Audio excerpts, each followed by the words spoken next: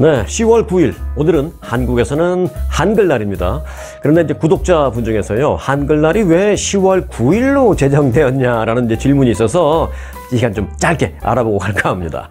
당시 그 세종대왕과 집현전 학자들이 창제한 그 훈민정음이 1446년 음력 9월 상한에 반포되었다. 이렇게 기록이 되어 있습니다. 그러니까 9월 상한이라는 것은 이제 지금으로 말하면 9월 초순이라는 거죠. 음력 9월 초순. 그래서 이제 이후에 훈민정음의 그 반포일을 기준으로 해서 음력 9월 상한, 즉 9월 초순을 양력으로 환산해서 그러면 10월 9일쯤 되겠구나 해서 이제 10월 9일을 한글날로 확정했다라고 합니다. 자, 한국에서는 이제 한글날 휴일인데요. 그런데 지금 미국은 아주 많이 복잡합니다. 자, 바로 미국으로 좀 들어오겠습니다. 허리케인 밀튼이요, 플로리다로 접근함에 따라서 이 100만 명 이상의 현지 주민들이 대피 명령을 받았습니다. 이 허리케인은 현재 카테고리 5에 근접하고 있습니다. 한번 5로 분류가 됐었다가 잠시 어제. 그런데 지금은 이제 카테고리 4로 다시 이제 분류가 됐습니다만은 사실 뭐 4나 5나 엄청나게 무서운 그 피해를 입히는 것은 사실 마찬가지입니다. 최대 그 강풍 속도가요, 시속 165마일의 강풍이 불고요. 또 폭풍, 해일 등을 동반할 것으로 예상됩니다. 특히 이제 템파 지역을 포함한 힐스보로 카운티에서는요, 그쪽에 혹시 사시는 분들 계신가요? 템파베이를 포함한 힐스보로 카운티에서는 A와 B 구역, 그러니까 존 A와 존 B 구역에 대해서 필수 대피 명령이 내려졌습니다. 그러니까 존 A, 존 B 다 강제적으로 대피하라는 것이죠. 현재 사시는 분들은 내가 살고 있는 곳이 존 A인지 존 B인지 아마 다 아실 겁니다. 그리고 이제 모빌홈, 이동식 주택과 조립식 주택 거주자들은 무조건 대피하라라는 지금 명령을 받았습니다. 자, 존 A와 존 B라는 것은요, 플로리다주에서 그 홍수와 폭풍 해일이 높은 지역을 나타내는데 각 카운티별로 좀 다르게 정의되고 있기는 합니다. 하지만 이제 예를 들면 이 지역은 이제 주로 해안가나 저지대에 위치해 있는 그 존이 존 A나 B로 구분되어 있습니다. 허리케인이나 폭풍이 발생할 때 가장 먼저 대피 명령이 내려지는 곳들이 바로 존 A와 존 B 지역입니다. 예를 들면 템파가 속한 그 힐스보로 카운티에서는요, 존 A는 해안선에 아주 근접한 지역입니다. 해안선 근처의 저지대 및 홍수 위험이 가장 큰 지역이 존 A입니다. 그리고 존 B는 그보다는 해안선보다 조금 더 내륙 쪽으로 들어와 있기는 하지만 여전히 저지대이면서 침수 가능성이 매년 높은 그런 것을 존 B로 지금 되어 있는데, 지금 힐스보로 카운티는 존 A, 존 B 다 지금 대피하셔야 됩니다. 자, 이 두 구역은 허리케인의 영향으로 인한 폭풍 해일이나 또 강풍에 가장 큰 영향을 받을 것으로 지금 예상되고 있습니다. 자, 플로리다주 정부는 대피소를 마련했다라고 밝혔습니다. 그리고 템파의 버넷 중학교, 또 쉴즈 중학교 등에서 반려동물 데려와도 된다라고 얘기하고 있어요. 그래서 반려동물과 함께 머물 수 있는 대피소를 운영 중에 있다라고 합니다. 현재 그 연료 부족과 교통 혼잡 등이 현지에서는 발생하고 있습니다. 이제 차를 타고 좀 대피하려고 어디 멀리 대피하려고 하는데 이제 주유소에 가도 가스가 없는 거죠. 가솔린이 없는 거죠. 그래서 그런 어려움이 있는데 당국은 가능한 한 그 가까운 그런 버넷 중학교나 쉴즈 중학교 그런 곳으로 좀 대피를 해달라, 그렇게 얘기하고 있습니다. 자, 그 현지에 계신 분들은요, 이 플로리다 재난관리국 웹사이트에서 자신의 지역이 어떤 존에 지정되어 있는지, 그리고 또 존과는 별도로 내가 위험한 곳이라서 대피해야 되는 것인지 이런 것을 이제 확인할 수 있는 웹사이트가 있습니다. 자, 이 웹사이트는 뭐 어렵지 않습니다. floridadisaster.org, floridadisaster.org입니다. org는 이제 organization을 줄인 말이죠. 정부 기관 같은 거. 그러나 이제 정부 기관은 gov를 씁니다만 이거는 뭐 비영리 기관 같은 거 할 때 org를 씁니다. floridadisaster.org에 들어가셔서 본인들의 구역을 좀 확인해 보시기 바라겠습니다. 한편요, 이 바이든 대통령도 이게 이제 얼마나 심각한지를 미리 보고를 받고 지금 해외 순방 나가려다가 올 스탑했습니다. 플로리다를 강타할 것으로 예상되는 이 허리케인 밀턴에 대비하기 위해서 바이든 대통령은 독일하고 앙골라 해외 순방 계획이 있던 것을 다 연기한다라고 발표했습니다. 이 바이든 대통령은 백악관에서 이 관계자들로부터 허리케인 밀턴에 대한 보고를 다 받고 난 다음에 이렇게 말했습니다. 보고를 다 받고 난 다음에 내가 지금 드는 생각은 지금은 내가 해외 순방을 한다고 출국을 할 수는 없겠다 라고 생각합니다. 라고 말하면서 참모들한테 그 나라에는 미안하지만 좀 연기 요청을 해주시기 바라겠습니다. 라고 말했습니다. 대선을 코앞에 두고 이 경합주인 플로리다가 연거푸 2번씩이나 이 허리케인에 강타당할 위기에 있으니까 아무래도 이제 해외 순방을 나갈 수는 없겠죠. 그 표 때문에라도. 네.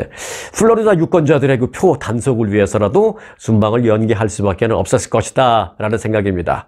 하지만 이 바이든 대통령 단순히 표 계산만 한 것은 아니다라는 것을 또 알 수 있는 대목도 있는데요. 바이든 대통령 그 참모들을 불러서 이제 지시를 했습니다. 내 말을 그 각 기업체에 전달해 주십시오. 특히 이제 플로리다 그 지역의 기업체에 뭐라고 말했냐면 민간 항공사와 또 현지의 대기업들이 주민들의 대피를 돕도록 협조 요청을 좀 해 주십시오라고 참모들에게 말했습니다. 그리고 바이든 대통령은 민간 항공사는 이륙할 수 있는 조건이라면 주민들의 대피를 위해서 편의를 제공해 주고 또 그 외에 다른 회사들도 생필품 공급 등을 위해서 긴밀히 좀 협조를 해달라고 백악관 차원에서 좀 요청을 해 주십시오라고 참모들에게 그렇게 구체적으로 지시를 했습니다. 그리고 추가적으로 부연 설명, 덧붙이는 말은 뭐라고 했냐면 생필품을 공급하면서 그 과정에서 뭐 무료로 도네이션 하는 것은 anytime welcome. 하지만 이제 뭐 기업체도 뭐 비영리 단체가 아니니까 무조건 다 공짜로 줄 수는 없으니까 일정 부분 공짜로 좀 도네이션 하는 것은 오케이. 그러나 팔아야 하는 무료로 도네이션 하지는 못하는 그런 상황이 된다면 부탁하건대 그 과정에서 절대로 가격 폭리를 취하지 말고 그저 평상시 수준, 평상시 가격으로 공급해 달라라고 요청을 해 주십시오. 라고 참모들에게 그렇게 지시를 했습니다. 비교적 구체적으로 지시와 협조 당부를 했습니다. 언제든지 그 지도자의 지시는요, 구체적일수록 좋다라고 저는 그렇게 생각을 합니다. 자, 한반도로 이번에 좀 가볼까요? 이 좀 우울한 소식인데요. 한반도에서 이 전쟁이 발발할 가능성이 1950년 6.25 전쟁 이후에 지금 최고조에 달했다라는 분석이 나왔습니다. 미국의 외교 전문 매거진이 있죠. Foreign Policy라는 매거진이 있는데 Foreign Policy는 이 같은 내용을 담은 미국의 전문 띵크탱크 로버트 매닝 선임연구원의 기고문을 게재하면서 이를 알렸습니다. 자, 로버트 매닝 선임연구원은요. 한반도에서 전쟁이라는 최악의 상황이 뭐 지금 당장 발생할 것이다 라고 말할 수는 없다라고 하면서도 하지만 북한이 향후 6개월에서 뭐 길면 한 18개월 사이, 그러니까 한 1년 반 사이에 극적인 행동에 나설 가능성이 지금 그 어느 때보다도 높다라고 분석했습니다. 김정은이 핵 보유를 선언했고 핵을 갖고 있다고 보유를 선언했고 또 남북한을 적대적인 두 국가 관계로 딱 공식적으로 그렇게 규정을 하는 등 심상치 않은 움직임을 보인다는 것입니다. 매닝 연구원은 우크라이나와 중동 사태, 이스라엘과 가자지구 등등등 우크라이나와 이 중동 사태 등 다른 지역의 그 민감한 현안들 때문에 지금 북한 문제가 좀 소홀히 다뤄지는 경향이 있는데 김정은은 이게 이제 김정은한테는 좀 불만이라는 것이죠. 그래서 김정은은 외부를 향해서 무엇인가 이 메시지를 보내고 싶을 것이다 라고 분석을 했습니다. 자, 매닝 연구원은 이어서 두 가지 전쟁 시나리오를 제시했습니다. 첫 번째, 북한이 한미연합훈련에 반발을 해서 한미연합훈련 사실 매년 하는 건데요. 그럴 때마다 또 매년 반발하죠. 그렇게 한미연합훈련에 올해는 더 유난히 반발을 하면서 연평도를 포격 다시 한번 할 수 있다는 것입니다. 그러면서 이번에는 연평도 포격에 그치는 게 아니라 일정 부분의 병력을 연평도에 상륙시킬 수도 있는 시나리오를 제시했습니다. 이후에 한국이 이곳으로 결국은 그러면 이제 한국군도 가야 될 거 아니에요? 해군과 공군을 동원해서 포격을 하면 북한이 인근 그 무인도에 전술 핵무기를 살짝 터뜨려 버릴 수도 있다는 것입니다. 인구 밀집 지역은 아니지만 무인도에 자신들이 갖고 있는 그 핵무기를 좀 자랑이라도 하듯이 좀 과시라도 하듯이 인근에 있는 무인기에 전술 핵무기를 터뜨려 보면서 자신들의 실험도 하고 또 일정 부분 한국에 겁도 주면서 과시도 하고 이 두 가지 노릴 수 있다는 것입니다. 그런 시나리오를 제시했습니다. 로버트 매닝 연구원은 미국과 한국 모두 북한과 신뢰할 수 있는 외교적, 군사적 채널이 지금 사실상 없기 때문에 북한은 쉽게 통제 불능 상태가 될 수 있다. 라고 지적했습니다. 통제불능 상태라고 표현할 수도 있고요. 또 북한이 자신들이 뭐 하고 싶은 얘기를 여기다 할 수 있는 그런 통로가 없는 답답한 상황이다. 뭐 이렇게 표현할 수도 있죠. 자, 이게 이제 첫 번째 시나리오고요. 두 번째 시나리오는 한국과 대만 전쟁이 동시에 발발하는 것입니다. 중국이 대만에 침공할 경우에 미국이 군사적으로 개입할 수밖에 없는데 대만의 자원을 집중하는 틈을 노려서 북한이 한국을 공격할 수 있다라는 그런 설명입니다.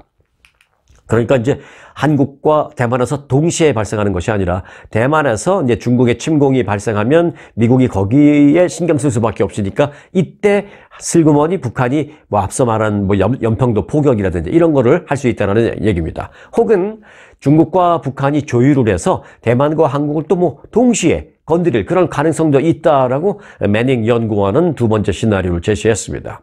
자, 매닝 연구원은 핵무기를 가진 그 세계에서 그 분쟁에 엮이게 되는 그런 국가들은 다 문제가 되고 있는데 특히 이제 핵무기를 가진 그런 나라에서 분쟁에 엮이게 될 경우에 종말이 우려되는 그런 상황까지도 할 수 있다는 것입니다. 이런 최악의 시나리오가 조만간 발생할 가능성은 물론 크지는 않지만 작지만 북한의 그 지정학적인 위치 재편으로 위험이 커진 건 사실이다. 뭐 10년, 20년 전보다 지금 위험도가 더 높은 것만은 사실이다. 이렇게 지적을 했습니다. 자, 외부 세계에 자신의 존재감을 알리고 싶어하고 또 무언가 메시지를 보내고 싶어하는 김정은. 그래서 자꾸 군사적인 긴장감을 고조시키고 있는데요. 그럼에도 불구하고 꼭 이거 하나만은 지켜줬으면 좋겠습니다. 절대로 레드라인은 넘지 않기를, 넘어서는 안 되는 그 선을 넘지는 않기만을 간절히 바라는 그런 마음입니다. 자, 그런가 하면요, 러시아가 핵전쟁을 일으킬 뻔한 걸 미국이 막아낸 비하인드 스토리가 어제 밝혀졌습니다. 백악관이 러시아가 우크라이나 전쟁에서 그 핵무기를 사용할 가능성을 한때는 무려 50%까지도 이렇게 높게 평가한 적이 있었다라는 주장이 제기됐습니다. 뭐 아예 지금 당장도 러시아가 핵을 쓸 가능성 제로다 뭐 이렇게 말할 수는 없지만 굳이 이제 그거를 이제 학자들은 숫자로 이제 표기하고 이제 그러잖아요. 5% 뭐 10% 뭐 이렇게 표기할 수는 있지만 한때 이게 50%까지 급격히 높아진 적이 있었다는 것입니다. 자, 워터게이트 특종 기자로 유명하죠. 미국의 언론인 밥 우드워드가 최근에 책을 냈습니다. 더 워 전쟁이라는 책을 냈는데 그 내용에 따르면 미국은 2021년 10월 그동안 취합된 첩보를 토대로 러시아가 병력 17만 5천 명으로 우크라이나를 침공할 계획이 있는 것 같다라는 결론을 내렸습니다. 실제 러시아가 우크라이나를 침공하기 4개월을 앞둔 시점에 미국은 그런 결론을 내렸습니다. 아, 러시아가 아무리 봐도 여러 가지 정보를 다 취합해 보니까 이건 우크라이나를 침공하겠다. 침공할 수밖에 없는 결론이 내려지네. 이렇게 내렸습니다. 실제 침공 4개월 전에. 이후에 바이든 대통령은 2021년 12월 푸틴 러시아 대통령과 두 차례 화상 대화를 했습니다. 그 대화가 그런데 조금 내용이 좀 격해지면서 미국은 안 된다라고 하고 당신들이 그런 계획이 있는 거 다 아는데 절대 안 됩니다. 그러고 푸틴은 왜 내정 간섭하지만 뭐 이제 그랬겠죠. 그리고 이제 화상 대화가 좀 격하게 진행됐습니다. 그러면서 푸틴 대통령이 그 핵전쟁의 위험을 위협적인 방식으로 거론했습니다. 아, 우리는 핵 있고 아니 핵 쓸 수도 있어 뭐 이런 식으로 얘기를 했다는 것이죠. 이에 대해서 바이든 대통령은 격노하면서 핵전쟁은 절대로 안 된다. 그리고 핵전쟁을 통해서 이긴다라는 것은 불가능하다. 왜? 우리 미국도 핵을 갖고 있기 때문에 당신들만 핵을 갖고 있는 게 아니기 때문에 당신들이 러시아가 핵을 쓴다고 당신들이 이긴다라는 것은 불가능하다고 격노하면서 바이든 대통령이 말렸다라는 것입니다.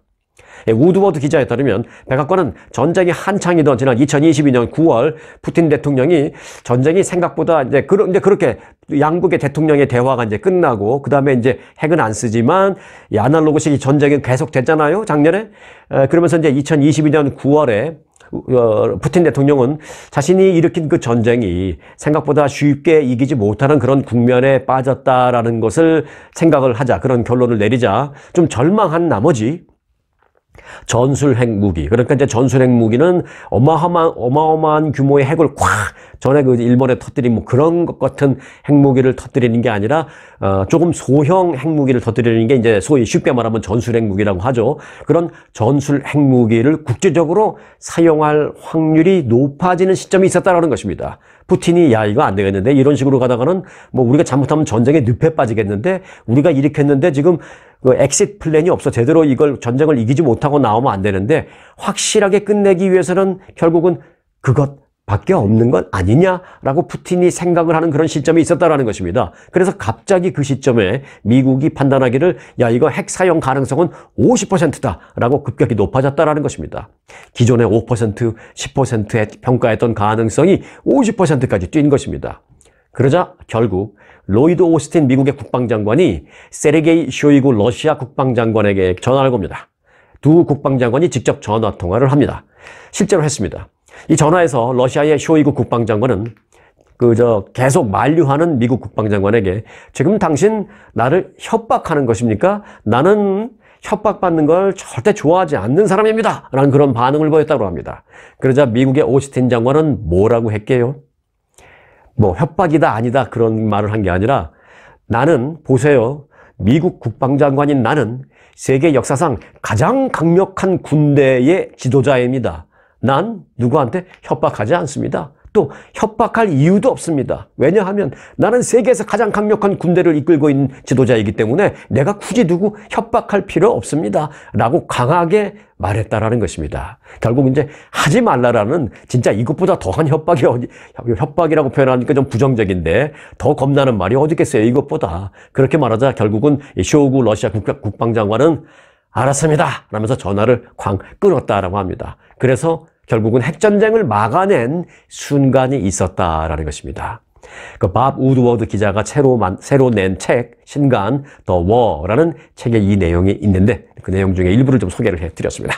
다시 미국 정계로 가볼까요? 미국 정계, 미국이든 한국이든 정치권을 얘기하면 맨날 좀 안 좋은 얘기만 많이 할 수밖에 없는 그런 경우가 있는데 이번에는 좀 훈훈한 얘기입니다. 이거 훈훈한 얘기. 근데 그 훈훈한 얘기도 우리 한인이 연관되어 있습니다. 자, 한국계로서는 처음으로 연방 상원의원에 도전하고 있는 앤디 김 민주당 소속의 연방 하원의원 토론회를 가졌습니다. 상대 후보와 공화당 상대 후보와 토론을 하는데 토론 도중에 그 상대 후보가 건강 문제로 연단해서 쓰러질 뻔한 일이 발생했습니다. 그러자 앤디 김 후보는 상대 후보가 갑자기 식은땀을 줄줄 흘리면서 앞으로 꼬꾸라질 듯한 그런 모습을 보이자 이 앤디 김 후보 지체 없이 상대 후보한테 뛰어가서 괜찮냐라고 물어보는 등 아주 신사적인 모습을 보이는 게 생방송으로 다 나갔습니다. 뉴저지주에서 민주당 소속으로 하원의원 지금 3선째잖아요. 그리고 이제 연방 상원에 도전하고 있는 한국계 정치인 앤디 김입니다. 자, 경쟁자인 공화당의 바쇼 후보는요. 정치 경력은 없는 호텔 및 부동산 개발 사업가 출신입니다. 약간 어찌 보면 미니 트럼프 같은 그런 입장이죠. 자, 90분으로 예정된 토론은 시작부터 아주 격하게 시작을 했습니다.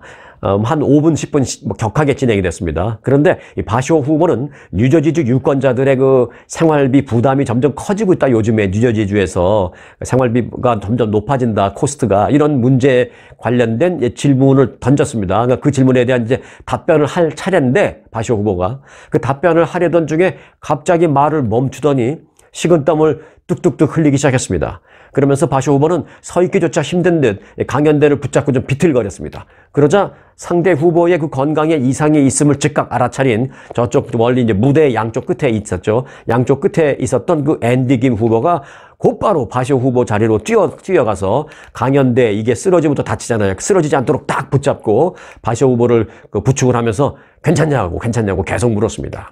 진행자는 그러자 곧바로 토론을 중단시켰고 바쇼 후보의 보좌진이 무대로 뛰어 올라가서 부축을 해서 이 토론장 밖으로 일단 나갔습니다. 그리고 한 10분 정도 토론이 중단됐습니다. 약 10분 후에 토론장으로 바쇼 후보는 복귀했는데 복귀해서 하는 말이 이제 이렇게 사탕 같은 거 먹고 왔는지 모르죠. 급격히 당이 떨어지면 그럴 수가 있잖아요. 그런데 오렌지 주스나 사탕, 초콜릿 이런 거 먹으면 또 금방 5분, 10분 만에도 괜찮아지잖아요. 한 10분 만에 금방 돌아왔습니다.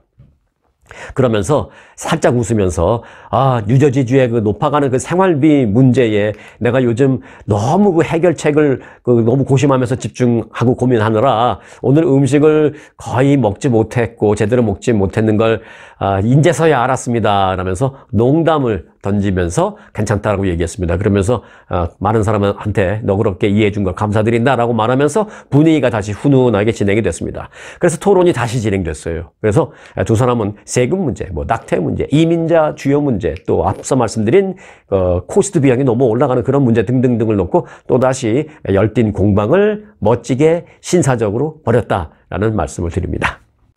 네, 대선에서 그 남북 경합주 중에 한 것, 지금 가장 관심을 받는 것 중에 하나가 이제 조지아주잖아요, 또. 이 조지아주에서 최근에 아주 엊그저께 굉장히 그 관심 끄는 기사가 하나 나와서 소개를 해드리려고 합니다. 우리 한국계 유권자 얘기를 그 언론사에서 다뤘어요. 인플레이션, 또 경기 침체 등 소위 경제 문제 때문에 해리스 부통령에 대한 조지아주 내의 한국계 유권자들의 표심이 지금 흔들리고 있다라는 특집 기사가 나왔습니다. 미국의 정치 전문 매체인데요, 폴리티코가 보도한 내용입니다. 이 해리스 부통령에 대한 지지가 상대적으로 조지아주에서 이 한인들 사이에서는 높기는 하지만 이전보다는 조금 줄었다라는 것입니다. 그래서 해리스 부통령이 경제 이슈에 집중해서 이 한국계 유권자들의 표심을 제대로 얻지 못할 경우에 그 한국계의 민심 이탈로 인해서 조지아주에서 해리스가 패배할 수도 있다라고 폴리티코는 평가했습니다. 한국계가 거기서 그렇게 센가? 뭐 그렇게 세다 안 세다 그걸 떠나서 어찌 보면 이건 이제 한국계 유권자를 얘기하려고 하는 것보다는 조지아주에서의 그 아주 작은 표 차에도 그렇게 민감하게 승패가 갈릴 수 있다라는 그걸 얘기하려고 하는 것입니다. 자, 그러면서 폴리티코는 특별히 한국계 유권자들의 그 표심을 언급을 했기 때문에 이제 더 우리에게 관심을 끌고 있는데, 실제로 지난 2020년 대통령 그때 선거 당시에 바이든 대통령은 조지아주에서 불과 12,000표 차이로 승리하면서 트럼프를 꺾고 대선 승리까지도 거머쥘 수 있었던 것이다 라고 우리는 알고 있죠. 그래서 뭐 조지아주에 뭐 표가 조작됐니 이런 얘기를 트럼프 전 대통령이 그 후에 많이 했잖아요. 거기가 이제 조지아주라서 이번에도 민감하다는 것이죠. 불과 뭐 10,000표, 몇천 표 차이로 갈릴 수 있다는 것입니다. 그래서 소수계인 한국계 유권자의 표심조차도 반드시 챙겨야 하는 것이 바로 조지아주다라는 게 이제 폴리티코의 기사의 핵심입니다. 조지아주의 경우에 1980년대 후반부터 이 한국계의 유입이 본격적으로 이제 늘어나기 시작했습니다. 2010년부터 2020년 사이에 조지아주의 한국계 미국인의 인구는 그 비교를 해보면 1980년대에 비해서 2배 이상으로 늘어났다라고 폴리티코가 또 특별히 이렇게 부연 설명까지도 했습니다.